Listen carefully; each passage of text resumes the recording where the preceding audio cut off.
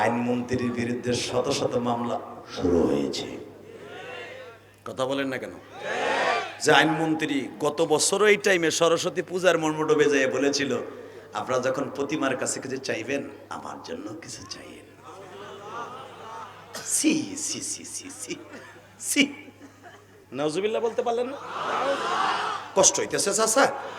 চাচা রাগ দেখছে, চিন্তা করতেছে যেভাবে শুরু করছে রাইত ফহাই দিব গো, আমারও তো ফুরসাবে ধরছে, কোন সময় ফাঁকে উঠবো, উঠার চেষ্টা করেন না। আপনি যদি মন চাই যাইয়েন গা। তবু একটা কথা বলেন তো, ওই আল্লাহ এখনো আছে না নাই?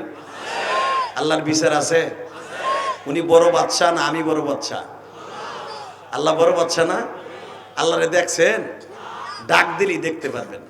একটা নরম সুরে কঠিন গন্ধে চোখ দিয়ে পানি দিয়ে আল্লাহরে জোরে একটা আল্লাহ বলে ডাক দেন তো। দেন আর একটু জোরে ডাক দেন, দেখেন আল্লাহ কত খুশি হয়। দেন আর একটু জোরে ডাক দেন।